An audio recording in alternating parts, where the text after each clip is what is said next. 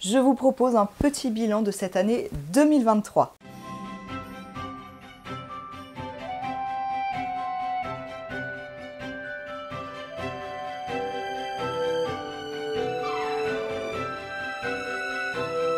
Coucou tout le monde et bienvenue sur ma chaîne, nous sommes le mardi 2 janvier. Petit point météo rapide, il ne fait pas froid, mais il pleut à grosses gouttes. Bref, passons. Je suis absolument ravie de vous retrouver aujourd'hui et j'en profite pour vous souhaiter à toutes et à tous une très belle année 2024. Je vous souhaite à vous-même ainsi qu'à votre famille une belle année sous le signe évidemment de la santé, de la joie, des rires, du bonheur. Pourquoi pas également un petit peu d'argent, que cette nouvelle année soit à la hauteur de vos espérances et que celle-ci vous ouvre les portes, le chemin, la voie vers la réussite. Très belle année à tous et je vous remercie encore à toutes celles qui m'ont envoyé leurs bons vœux pour cette nouvelle année. C'est parti, entrons tout de suite dans le vif du sujet, mon petit bilan 2023. En toute franchise, je souhaitais vous faire cette vidéo plutôt en fin d'année, avant Noël ou avant Nouvel An et clairement je n'ai pas eu le temps, je pense que comme beaucoup, décembre est très chargé, bref. Et voilà, je n'ai absolument pas eu le temps de filmer, j'avais pas envie de faire une vidéo comme ça, vite fait, bâclée, j'avais pas envie. Et là du coup, eh bien écoutez, c'est l'occasion de vous faire ce petit bilan 2023. Je crois que j'ai vu l'une ou l'autre vidéo aussi un petit peu passer sur le même thème. Alors j'espère bien que ça ne sera pas trop barbant pour vous, mais je trouvais ça intéressant de revenir sur cette année qui s'est écoulée. Je vais vous parler de mes coutures, mais également de YouTube. Vous voyez là, j'ai un petit peu changé de décor. Je me retrouve tranquillement sur mon canapé. Vous voyez encore le sapin là derrière qui brille de mille feux. Écoutez, je vais encore le laisser cette semaine et puis après il sera temps de lui dire au revoir. J'avais envie de vous accueillir un petit peu dans mon salon comme des copines, donc faites-vous un petit thé, un petit café, un petit jus de fruits, un verre de vin, bref, choisissez ce qui vous fait plaisir. Mais avant tout ça, quand même, petite présentation rapide parce que vous avez été quelques-unes à nous rejoindre sur cette chaîne, alors bienvenue à vous qui venez de débarquer et merci à vous qui me suivez depuis le début ou depuis moins longtemps.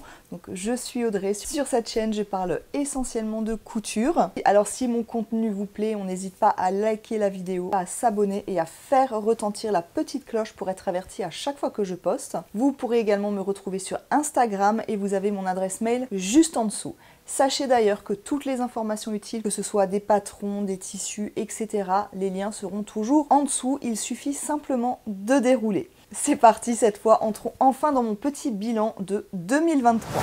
J'ai pris mes petites notes pour ne rien oublier. Alors, je vais déjà parler des coutures de 2023. J'essaierai de vous faire, soit de vous mettre une petite photo ou alors un petit extrait de la vidéo. Normalement, c'est des choses que vous avez vues à chaque fois, soit dans les bilans couture, je pense. Il y en a encore peut-être 2 ou 3 que je vous ai pas montré, mais de toute façon il est prévu que je vous fasse un bilan couture pour ces pièces là. En tout cas, sachez que cette année j'ai cousu 26 pièces. En regardant comme ça, je trouve que c'est plutôt pas mal. Et en même temps, je me rends compte que j'ai quand même vachement freiné mon débit couture. Dans ces 26 pièces, j'ai cousu un manteau, un gilet sans manches, 5 blouses, 5 pantalons, une jupe, 4 robes et 9 pièces de lingerie. Comme je vous avais déjà présenté tous ces modèles-là, je ne vais pas honnêtement rentrer dans tout le détail. Par contre, j'essaierai de vous glisser soit la vidéo dans le i, mais je sais qu'on est plutôt restreint, je ne vais pas pouvoir toutes vous les mettre. Donc j'essaierai à ce moment-là de vous communiquer les liens vers les vidéos si vous ne les avez pas vues, juste en dessous en description. Donc je vais également vous dire si ce sont des pièces que j'ai portées, si oui ou sinon le pourquoi, du comment, etc. Pour le manteau, j'avais choisi de coudre le manteau Duchesse de chez Ellie & Mac dans un tissu lainage un peu bouclette qui venait de chez Loli Shop. En toute honnêteté, quand je l'ai reçu, je m'attendais à ce qu'il soit beaucoup plus épais. Par contre, c'est un 100% laine et pour la doublure, c'était une doublure pareille de chez Loli Shop en polyester. Est-ce que j'ai porté ce manteau? Écoutez, je l'ai quand même porté quelques fois. Ce qui est assez compliqué, c'est que comme la doublure elle est polyester, clairement ça ne tient pas chaud. Donc c'est un manteau que je ne vais pas pouvoir porter quand il fait froid parce qu'il ne tient pas extrêmement chaud. Et quand il commence à faire bon, par exemple au printemps, je trouve qu'il n'est pas trop adapté non plus. Donc c'est un manteau qui sera plutôt adapté à l'automne, à condition qu'il ne fasse pas tout de suite trop froid, parce que sinon clairement ça n'ira pas. Donc c'est quand même un manteau, j'ai quand même dû le porter je pense, allez, une petite dizaine de fois. J'ai ensuite cousu un pantalon que j'avais déjà cousu. Il s'agit du Burda 68-56 que j'ai cousu 2 fois. En fait, dans le patron, vous avez une version large et une version plutôt carotte. Et donc, j'ai fait les deux. Alors, le tissu style carotte, c'était un tissu qui venait, il me semble, de chez Dries & Stoffen, mais je me souviens plus trop ce que c'était. Est-ce que c'est un pantalon que j'ai porté? Écoutez, je l'ai peut-être porté une ou 2 fois. Alors, je l'aime beaucoup, j'adore sa coupe, j'aime beaucoup le taille-haute. Et encore, je vous avais dit à l'époque que je comptais certainement le refaire, mais en diminuant en fait la ceinture, parce que j'adore les taille-hautes. Mais celui-là est quand même très taille-haute. Il s'arrête quasiment, je vais pas dire en dessous poitrine, mais presque. Et le gros souci que j'ai, en fait c'est un souci que j'ai avec pas mal de pantalons, voire quasiment tous. Et là je m'en suis rendu compte parce que j'en ai cousu un autre là, pour le dernier jour de l'année. J'ai un souci au niveau du dos. J'ai un dos qui est relativement cambré, ce qui fait que en fait ça me fait un espèce de creux comme ça. Je perds mon pantalon, c'est super pénible. Donc là clairement il va falloir que je trouve un ajustement. Donc dans sa version carotte, je l'ai peut-être porté 2 fois, pas plus. Et alors en plus j'ai pris un petit peu de poids, alors je pense pas énorme, hein. Je pense que j'ai dû prendre 3-4 kilos, mais là clairement je me sens un tout petit peu étriquée. Je rentre très bien dedans, j'arrive à le fermer sans souci, mais vous voyez, c'est quand vous vous asseyez, là vous sentez quand même que ça tire un petit peu, donc ouais, je me sens un petit peu étriquée, donc voilà. Et j'ai refait le même dans un lainage, qui est le même que celui-ci d'ailleurs. Alors c'est pas un lainage, c'est une espèce de flanelle, c'est extrêmement doux, qui vient de chez Lolly Shop, et je ne l'ai pas porté, pour la bonne et simple raison qu'il faut que je refasse les ourlets. Alors vous allez me dire, c'est vraiment pas grand chose à faire, mais je me suis pas pris le temps. Après c'était l'été, donc je voyais pas l'intérêt de le faire, parce que clairement je le porterais pas. Et puis après, ben voilà, d'autres choses à faire, pas le temps, etc. Mais là clairement, il va falloir que je m'y penche, parce que j'adore ce pantalon et j'ai vraiment très envie de le porter. Donc avec ce fameux pantalon large Burda, j'ai également cousu ce gilet sans manches. C'est un ensemble que j'avais fait, et je vous en avais fait une vidéo d'ailleurs, sur un look très vintage. Bref, je l'ai très peu porté, à vrai dire. Là, je suis extrêmement contente de le remettre. Et j'avais également fait une gavroche avec, que je n'ai absolument jamais portée parce qu'elle est trop grande, mais j'étais très contente de l'essayer. Voilà. J'avais également cousu donc le soutien-gorge Cherry Lada de chez Fitty You. Je vous en avais fait un pas à pas. Est-ce que je porte ce soutien-gorge? Ça m'arrive de le porter. Je l'ai porté, allez, peut-être 3-4 fois, pas plus. Je l'aime beaucoup, mais j'ai une préférence quand même pour le smoothie dans lequel je me sens plus à l'aise. J'ai ensuite cousu 3 patrons de chez Atelier Bernie. Il s'agissait de la blouse Elisabeth, de la blouse Frida et de la blouse Nina. 3 blouses que j'ai adoré coudre. Je vous en avais fait une vidéo spéciale Atelier Bernie, hein. Je précise qu'elle n'était absolument pas sponsorisée. Et c'est vraiment des patrons que j'ai adoré coudre. Et c'est des patrons que j'ai cousus d'ailleurs plusieurs fois parce que je les aime beaucoup. Alors Elisabeth, je n'en ai fait que une version, mais clairement je l'ai portée. Alors je la porte pas non plus tous les jours, mais c'est une blouse que j'aime beaucoup porter. Je trouve on l'enfile très vite, on est très bien dedans, j'aime beaucoup. Pour la blouse Frida, pareil, c'est un modèle que j'aime beaucoup, et d'ailleurs que j'ai fait dans d'autres versions, ainsi que Nina. Alors Nina, je l'avais cousue là, en l'occurrence dans une mousseline. Je l'ai essayé là pour le 31 et j'aime pas du tout, donc clairement je vais la donner. Je pense que là c'était vraiment un mauvais choix de tissu, même si je trouve que la mousseline c'est très joli. Ça a un petit peu déformé le truc et je suis pas fan. Bref. Ensuite j'ai cousu le smoothie. Là je vous en ai fait un pas à pas et j'en avais cousu encore 2 autres. Celui en pas à pas, il me semble qu'il était blanc. Oui, il était blanc. J'en ai cousu un noir et j'en ai également cousu un rose. Et je les porte très régulièrement, je suis extrêmement bien dans ces modèles.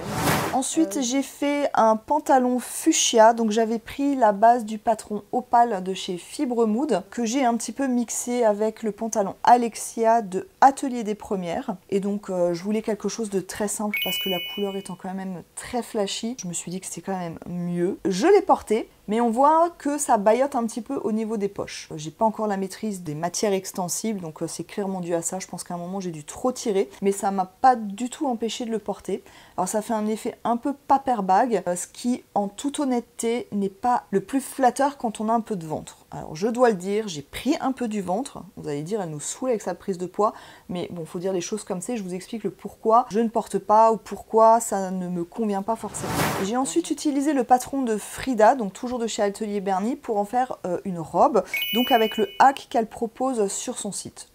Il me semble que j'avais suivi vraiment son truc à un ou deux petits détails près, il me semble. Et écoutez, là, c'est vraiment une robe que j'ai portée cet été, malgré le côté synthétique. Ça doit être un crêpe de polyester ou un truc comme ça, enfin c'était bizarre. C'est quand même élastique, je sais pas du tout ce que c'est, mais comme elle est assez ample, elle est très légère, et donc honnêtement j'ai pas eu de souci à la porter cet été, même quand il faisait extrêmement chaud. Je la mettais très facilement et j'étais vraiment très bien dedans. Donc j'en suis ravie de cette petite robe. J'ai également cousu le jean Dean 1956 de chez Popinelli Nonce pour ma 3e fois, donc vous comprendrez que c'est un patron que j'aime beaucoup. Je l'avais cette fois cousu dans une gabardine stretch de chez Lolly Shop qui est un peu couleur écrue, mais qui tire un petit peu vers le jaunâtre avec des petits points dorés. Ça fait comme des petites paillettes comme ça. Les paillettes tiennent. Par contre, je ne l'ai pas porté parce que cet été il a fait extrêmement chaud et que c'était insupportable sur mon fessier. Je n'en pouvais plus, mais honnêtement, il me tarde de le faire. J'ai également cousu le top unique de chez Sumibo. Alors c'est un petit top que j'avais adoré coudre. J'aime beaucoup ce petit nœud qui n'est pas obligatoire d'ailleurs. Moi j'avais décidé de mettre les œillets. Alors je ne l'ai pas porté pour la bonne et simple raison que j'ai quand même éprouvé des petites difficultés à le mettre seul. Que j'ai un œillet en fait qui se décroche, mais là c'est totalement de ma faute. En fait j'aurais vraiment dû thermocoller le tissu parce qu'en mettant les œillets je l'ai un petit peu abîmé. Je vois que ça se déchire à un endroit, donc j'ose pas le mettre de peur que vraiment ça se déchire, ce qui est très dommage. Ensuite j'ai cousu la jupe Simonetta de chez Bertina Paris. Alors c'est un patron que Bertina Paris nous avait offert dans le cadre du défi Beau Summer. Je l'avais cousu dans un coton jaune. Je l'ai porté cet été quand même bien 3-4 fois. J'aime beaucoup sa forme. La couleur, c'est pas dans mes couleurs, mais écoutez, pour l'été ça passe très bien. Le souci c'est que elle est trop grande. À la limite, il faudrait que je mette un élastique à la taille, donc vraiment c'est pas grand chose à faire. Mais en tout cas, je pense que en viscose, cette jupe pourrait être extrêmement chouette. Donc vraiment je me la garde sous la main pour la faire en viscose pour le printemps-été, pourquoi pas. J'ai ensuite cousu une robe longue avec le patron Nina, toujours de chez Atelier Bernie. Et là c'était également dans le cadre du défi Beau Summer. J'avais vraiment depuis très longtemps envie d'une robe longue comme ça qui fasse très bohème, très Woodstock, très flower power, enfin bref, vous avez compris l'idée. Et je suis extrêmement contente de cette version. Je me rappelle plus de la matière, il y a du lurex dedans, donc j'avais un petit peu peur que ce soit dérangeant, et pas du tout. Et je l'ai portée cette robe quand il a fait chaud, malgré les manches un peu 3/4, je dis bien un peu. Je suis extrêmement bien dedans parce qu'elle est très légère, très aérienne, et je me sens mais très bien dedans. Je l'adore tout simplement. C'est une robe que j'adore. J'ai également cousu, toujours dans le cadre du défi Beau Summer, la blouse Edith donc de chez Fibre Mood, que j'avais cousue dans une viscose qui venait de chez Dries & Stoffen, donc une viscose blanche. Et je n'ai pas mis les manches tout simplement parce que je voulais que les volants fassent les manches en fait, tout simplement. Et j'avais utilisé de la dentelle qui était quand même relativement stretch, c'était un petit peu embêtant à coudre. Ça va, j'ai réussi à en faire quelque chose. C'est une blouse que j'ai portée, que j'adore, vraiment je suis extrêmement bien dedans. Le côté un peu moins sympa, c'est que ça froisse énormément et donc ça demande clairement du repassage. Voilà, mais en tout cas c'est une blouse que vraiment j'ai portée, et la blouse Edith, vraiment c'est un patron que j'aime beaucoup. J'ai ensuite cousu de la lingerie tirée du livre Coudre sa lingerie confort de chez Fitty You. J'avais cousu le body picnic qui s'était avéré être un fail, mais clairement dû à mon choix de tissu. Et j'ai également cousu la brassière papotage et je ne sais plus le nom. Bref, et j'ai également fait deux culottes, donc la culotte popcorn et la culotte taille haute. Là pareil, je ne me rappelle plus le nom. Trou de mémoire, bonjour. Hein. Les brassières, je les porte énormément, quasiment tout le temps en fait. C'est vraiment des modèles que j'adore. Je suis extrêmement bien dedans. C'est hyper confort. Alors là, on est à fond dans le confort. Je les adore. Pour les culottes, écoutez, je les ai portées aussi. J'ai également cousu, fait le hack de la robe Nina que je vous ai présenté il n'y a pas si longtemps que ça. J'avais fait plein de modifications. Je l'ai faite il y a vraiment pas longtemps, donc là clairement j'ai pas le recul nécessaire. Mais je l'ai déjà portée 2 fois et c'est une robe que j'aime beaucoup. Alors, comme c'est une espèce espèce de flanelle, clairement, si on est dans un endroit qui est très chauffé, c'est la mort assurée, parce qu'elle tient chaud. Je l'adore, je suis extrêmement contente de cette robe que j'ai hackée. Et j'ai encore cousu, on va dire, 2 patrons et demi. Vraiment, je vais y revenir dans le prochain bilan couture. Je vais pas vous les exposer ici. Je vous garde quand même un petit peu de suspense. Quel est mon bilan couture? Donc, vous l'avez vu, j'ai cousu 26 pièces. Je ne sais pas, j'arrive pas trop à me rendre compte si c'est beaucoup, si c'est peu. N'hésitez pas à me dire, vous, en faisant le bilan de cette année 2023, combien de pièces vous avez cousues et est-ce que vous les portez toutes? Dites-moi tout ça juste en dessous en commentaire. En tout cas, pour ce petit bilan de mes coutures, c'est plutôt pas mal. Clairement, il y avait des projets que j'avais envie de coudre, mais je n'ai pas eu le temps de les faire. Écoutez, on fait comme on peut. Je suis super contente de m'être replongée dans la lingerie parce que vraiment, c'était des petits projets pas trop compliqués à faire et hyper satisfaisants, même si, voilà, ça manque de perfection. Je suis très très contente de vraiment, encore une fois, de m'y être replongée. Et ça me donne envie d'en refaire d'autres en tout cas. Et pour les autres pièces, je suis plutôt satisfaite et c'est vrai que si je les ai pas portées toutes, c'est tout simplement parce qu'il y a des petites modifications à faire et que je prends toujours énormément de temps à faire des modifications parce que ça me barbe. Alors si vous êtes comme moi, n'hésitez pas à me le dire en commentaire parce qu'encore une fois, revenir sur une couture, je trouve ça super barbant. Bref, en faisant le bilan de mes coutures, encore une fois, je suis plutôt très satisfaite dans le sens où j'ai peut-être moins cousu que les 2 précédentes années. Mais par contre, alors je suis peut-être pas la meilleure placée pour dire ça, mais je trouve que j'ai progressé, mes coutures sont plus abouties et du coup ce sont des réalisations que je porte et finalement c'est tellement mieux. Il y a 2 ans et l'année dernière, j'ai beaucoup plus cousu. Mais c'est des choses qui étaient peut-être moins abouties, peut-être moins joliment finies, où il y avait plus de choses qui n'allaient pas, et que du coup, au final, eh bien, je ne portais pas pour la plupart. Donc honnêtement, je préfère coudre moins, mais coudre mieux et porter, eh bien, tout simplement les réalisations que j'ai pu faire. Même si je suis sur un projet pendant 20 heures, voire 40 heures, ça va pas me poser de soucis parce que je trouve ça super satisfaisant, je suis dans ma bulle et puis ça me fait du bien tout simplement. Voilà pour mon petit bilan de mes réalisations et maintenant je vais passer à mon bilan YouTube. Je me suis penchée sur la question ouais, en fin d'année, comme ça, sur le mois de décembre, vers mi-décembre, comme ça je commençais un petit peu à regarder mes statistiques, à voir un petit peu comment ça se passait. Je voulais tout simplement voir ce qui s'était passé cette année écoulée, comment ma chaîne a évolué, en bien, en moins bien, enfin ça c'est dur à dire, il n'y a que vous qui pourrez me le dire. Mais en tout cas, j'ai pris quelques chiffres pour vous dire tout ça, et pour être le plus transparente possible avec vous, voir ce que vous en pensez un petit peu, si vous avez cette peut-être même impression. C'est vrai que moi, il y a des choses où j'y réfléchissais pas forcément, mais je trouve que c'est plutôt intéressant d'avoir les chiffres. Est-ce que c'est révélateur ou pas? J'en sais rien, écoutez. Un petit comparatif comme ça quand même très rapide. Donc cette année j'ai posté 24 vidéos, donc ce qui fait une moyenne de 2 vidéos par mois. Sachant que voilà, il y avait des périodes où j'ai peut-être posté 3 vidéos à la suite et puis je n'ai rien posté pendant 3 semaines, un mois, voilà. Mais en tout cas en moyenne j'ai posté 2 vidéos par mois. Comparativement en 2022 j'avais posté 44 vidéos. Donc quand même 22 plus, comme quoi le temps dont on dispose est quand même un facteur hyper important, hein, la preuve. Ma chaîne comptabilise 207 621 vues.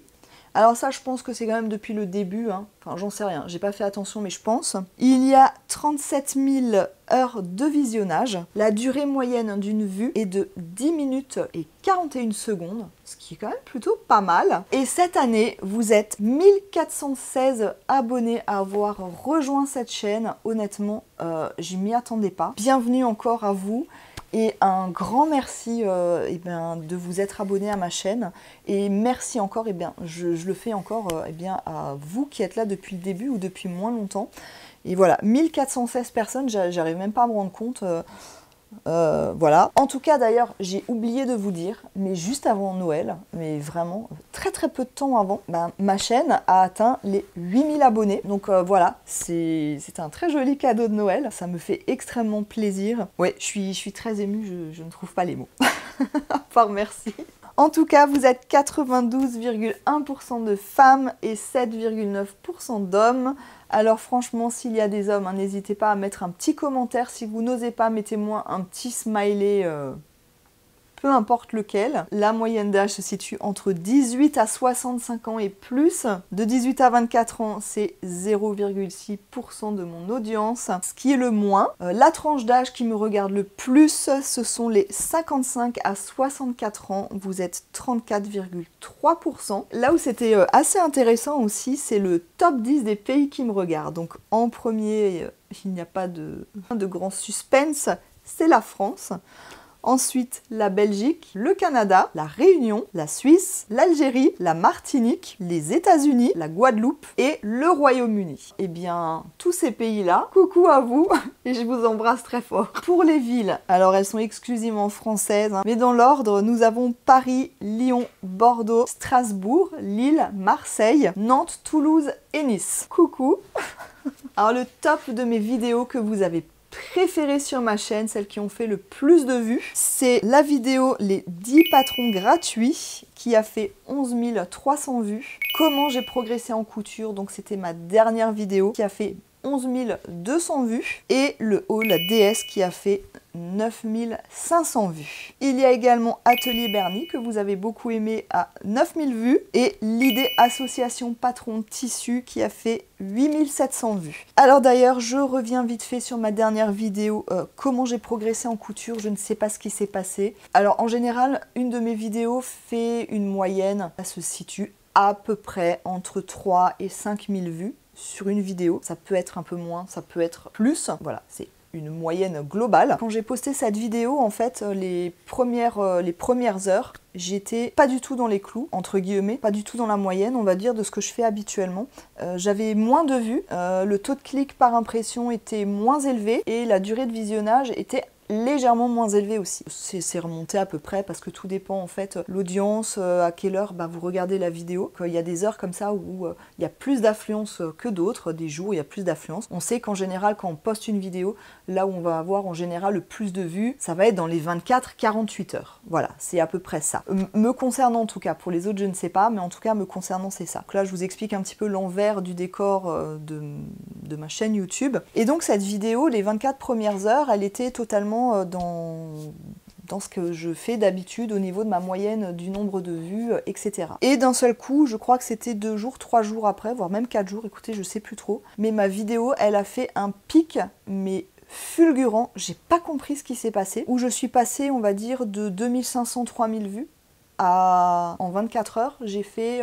voilà. Je suis passée à 11 000 vues. J'ai plein de nouvelles personnes qui sont arrivées, ce qui est très bien, soit dit en passant. Donc merci si vous avez aimé cette vidéo, si vous êtes passé par là et qu'en plus vous êtes abonné, parce que oui, du coup, suite à cette vidéo, j'ai eu à peu près entre 100 et 120 personnes qui se sont abonnées, ce qui est quand même énorme pour moi sur une vidéo. Par contre, la durée moyenne de vue a baissé. En général, je vous l'ai dit, la moyenne d'une vue est à 10 minutes 40 à peu près. Et là, je suis passée de 10 minutes 40 à... J'ai failli descendre en dessous des 5 minutes en fait. Là, elle est remontée un petit peu, je crois qu'elle est à 5 minutes 20 secondes, quelque chose comme ça, mais en tout cas voilà. Après c'est un peu le risque, entre guillemets, c'est que quand beaucoup de personnes cliquent sur un lien ou sur une vidéo, toutes ne sont pas susceptibles de rester. Vous voyez, c'est pas comme les fidèles abonnés que vous êtes, vous allez voir une vidéo, le sujet va vous intéresser, vous êtes quand même potentiellement plus amène à rester plus longtemps sur la vidéo. Quelqu'un qui connaît pas, qui débarque, moi comprise, si je connais pas une chaîne, je vais cliquer sur une chaîne, je vois que dès le départ... voilà, le son me plaît pas, la lumière me plaît pas, ou peu importe ce qui me plaît pas, je vais zapper, j'aurai été dessus 20 secondes, donc forcément ça va faire baisser la durée moyenne d'une vue si on est plusieurs à faire ça. Vous voyez un petit peu ce que je veux dire. Et donc j'ai fait énormément de vues sur, enfin pour moi du moins, sur cette vidéo, et le temps était quand même moindre, donc au niveau des stats, en fait ça bouscule un petit peu la donne, on va dire. Hein, voilà. Je sais pas à quoi c'est dû. Alors est-ce que c'est quelqu'un ou plusieurs personnes qui ont partagé mon lien sur des forums, bref, peut-être que mon lien a été partagé sur des réseaux sociaux, donc beaucoup de personnes sont venues, des personnes du coup qui sont un peu restées, qui se sont abonnées, puis d'autres qui n'étaient pas intéressées, qui ont vite swappé. Donc ça c'est une possibilité. Après je me suis dit, c'est quand même bizarre là qu'un coup ça monte comme ça au niveau des vues, mais que ça descende comme ça au niveau du temps, ça fait un espèce de truc un petit peu déséquilibré. Donc je me suis demandé, mince, est-ce qu'il y a un piratage dans l'air ou quelque chose, je sais pas trop, mais j'ai exclu quand même un peu cette idée parce que je pense que si c'est quelqu'un qui s'amuse à jouer avec notre chaîne, je pense que d'après ce que je comprends, ça se fait d'acheter des abonnés, des vues et des trucs comme ça. Personnellement, je vais pas le faire, j'en vois pas l'intérêt et j'ai pas envie de me faire squeezer par YouTube non plus. Mais du coup, je me suis dit, je pense que si quelqu'un avait fait ça à ma chaîne de manière un petit peu volontaire et pas très sympathique, je ne pense pas que j'aurais eu plus d'une centaine de nouveaux abonnés. Donc j'exclus quand même cette thèse, mais j'ai trouvé ça très curieux. En tout cas, si vous avez partagé ma vidéo, eh bien je vous en remercie grandement.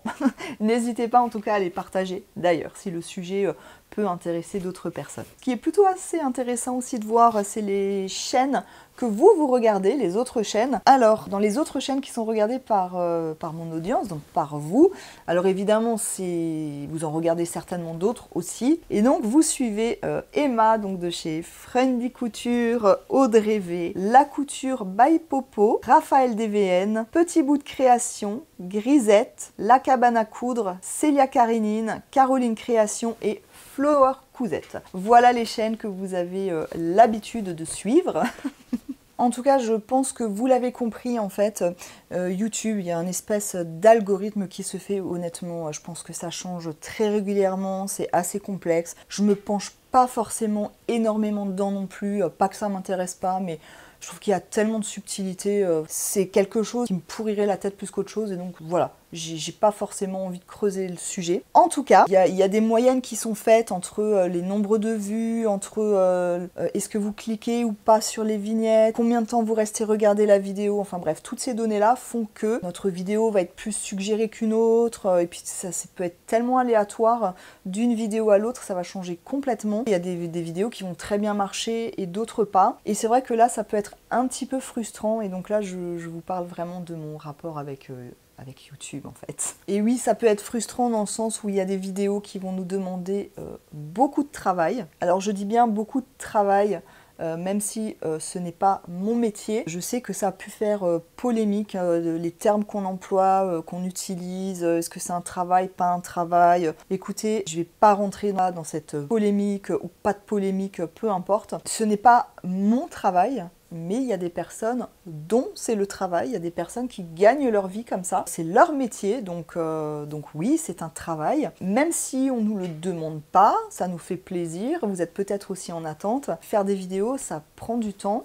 Ça prend du temps à filmer, ça va prendre du temps au montage. Et clairement, c'est pas forcément très rentable, entre guillemets. Par exemple, pour être totalement transparente avec vous, la vidéo que je fais aujourd'hui, là je pense que j'en suis à déjà 30-35 minutes de blabla. Je pense que j'en ai encore pour 15-20 minutes on va dire. Va falloir que je télécharge les rushs des vidéos sur mon ordinateur. Une fois que tout sera chargé, je vais les télécharger dans mon logiciel informatique. Une fois que je les ai mises là-dedans, alors pour cette vidéo-là, au niveau du montage, je pense que ça va me prendre à peu près 2-3 heures.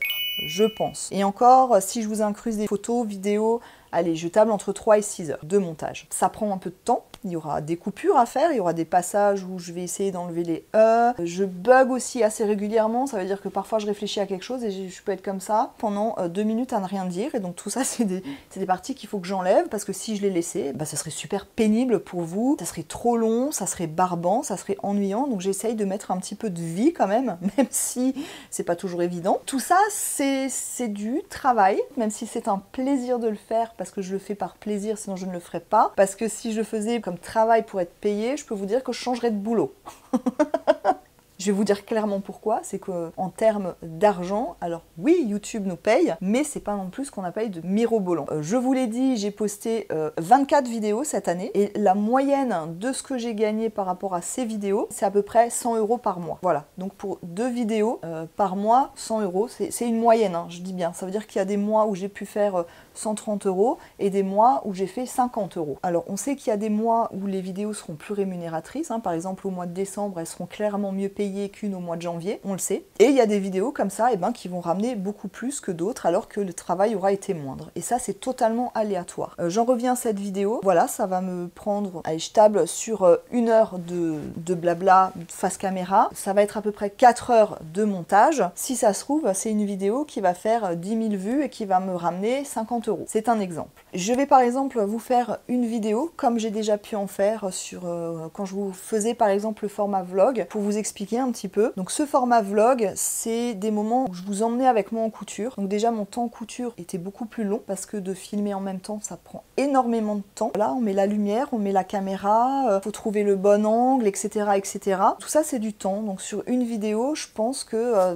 voilà, vous comptez une demi-heure filmée ici, une demi-heure par là, une demi-heure ici, une demi-heure là. Ça pouvait par exemple prendre 10 heures juste pour filmer. Et au niveau du montage, et ben forcément, plus il y a de rush, plus c'est long, plus il faut couper le temps du choix de la musique, etc. Ça pouvait me prendre jusqu'à 10 heures, voire 12 heures de montage, ce qui est quand même énorme pour une vidéo qui au final était peut-être vue 2500 fois, ce qui est très bien, je dis pas, et qui pouvait peut-être me ramener, allez, 30 euros. Donc vous voyez que si je fais le ratio temps-gain, on n'y est pas quoi, on n'y est clairement pas. Donc tout ça, c'est à savoir aussi. Donc on va encore me dire, oui, mais c'est pas un métier. Je le dis encore une fois, non, ce n'est pas un métier. C'est pour ça aussi que j'ai dit le format vlog, c'est des formats que je vais faire beaucoup moins. Première raison, c'est que je travaillais, donc c'était beaucoup trop compliqué pour moi. J'avais déjà pas le temps de coudre, donc en plus filmer en cousant, c'était trop. C'était vraiment trop pour moi. Clairement, j'y arrivais pas. Et c'est vrai que si on arrive à se faire 50 euros avec une vidéo, clairement, ça fait plaisir parce que c'est du temps qu'on a mis. Même si on ne considère pas comme un travail, ça reste du boulot quand même si on le fait avec plaisir. Mon métier, je le fais avec plaisir. C'est pas pour ça que je vais le faire bénévolement, qu'on soit clair.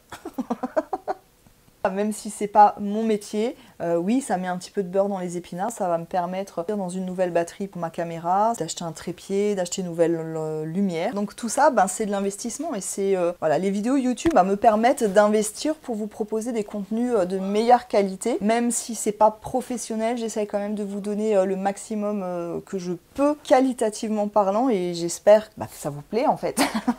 Donc tout ça, c'est vraiment pour être transparente avec vous au maximum. Encore une fois, ça, c'est me concernant. Je ne parle pas au nom des autres. Je parle au nom de moi-même. C'est déjà pas évident, forcément. Autre sujet sur YouTube qui peut revenir aussi ou qui interroge, qui interpelle, et c'est des choses qu'on a pu me dire. Il s'agit des partenariats, des sponsors, etc. J'ai eu l'un ou l'autre message où on me disait que ça faisait du bien de ne pas avoir tout le temps des choses, des produits à vouloir placer, etc. Alors je n'ai absolument rien contre les partenariats et les sponsors. Je pense qu'à partir du moment où c'est clair, il n'y a pas de souci pour moi. De toute façon, sur YouTube, on a l'obligation de le préciser. En tout cas, ça doit être clairement dit. Je n'ai pas fait beaucoup de partenariats pour la bonne et simple raison qu'on ne m'en propose pas beaucoup. Non mais soyons honnêtes. Alors j'ai eu clairement des propositions, mais c'est des choses qui ne me parlaient pas, donc je n'ai pas répondu favorablement. Je sais que tout ce qui est domaine de la couture, c'est hyper cloisonné. J'ai l'impression, peut-être que je me trompe, n'hésitez pas à me le dire, que beaucoup de marques font souvent appel aux mêmes personnes pour parler de leur marque, que ce soit au niveau des tests, que ce soit des box couture, des patrons, des tissus, peu importe. Donc j'ai l'impression que c'est toujours un petit peu...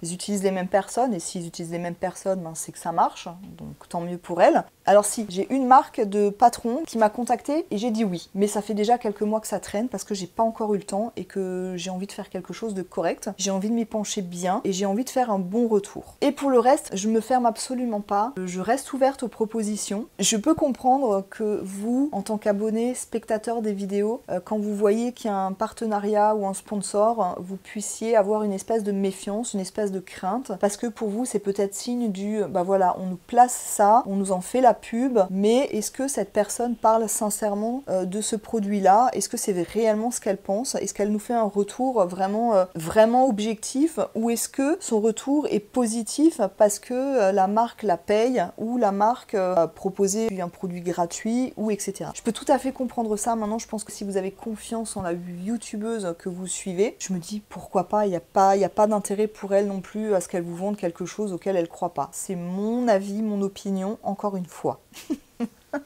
Voilà, donc clairement, je ne suis pas contre les partenariats. Si on m'en propose et que ça me parle, oui, je le ferai, mais oui, je vous le dirai aussi. De toute manière, je reste totalement transparente.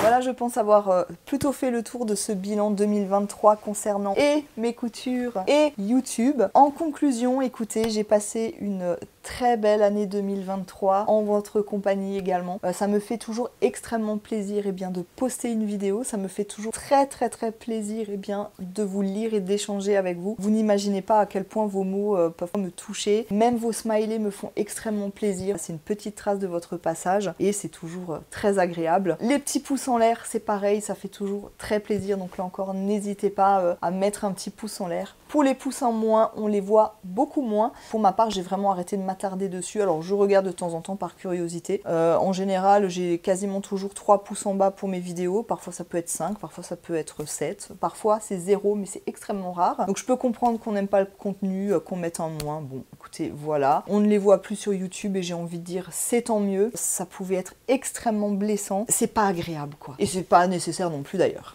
Bref, donc pour ce bilan 2023, je suis très contente des coutures que j'ai pu faire, je suis très contente de les porter et je suis extrêmement fière quand on me dit « Ah, c'est joli » et de dire bah, « C'est moi qui l'ai fait ».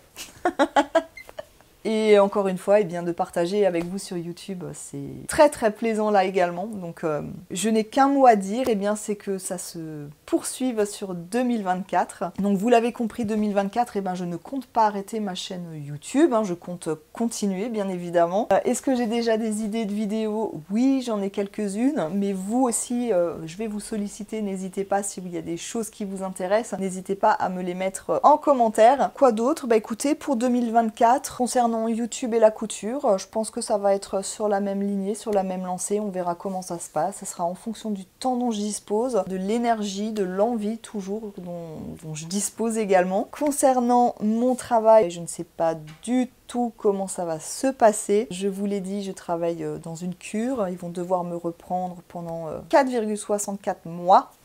Bref, ne cherchez pas. Mais je ne sais pas à partir de quand ils auront besoin de moi, je ne sais rien. Donc pour l'instant, je suis encore dans le flou artistique concernant ce point-là. Mais en tout cas, en attendant, je vais travailler une petite période ailleurs qui me permettra un petit peu de faire autre chose et de voir autre chose. Pour l'instant, je vous en dis pas plus parce que je préfère ne pas me mettre la pression. Je vous en dirai plus en temps voulu. Voilà.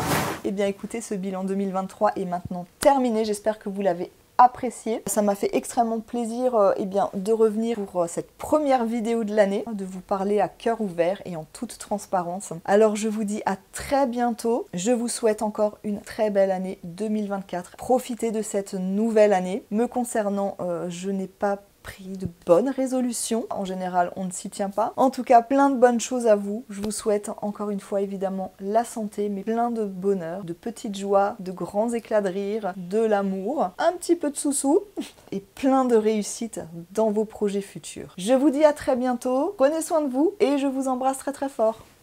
Bye bye. Grown-ups kissing someone's wife, but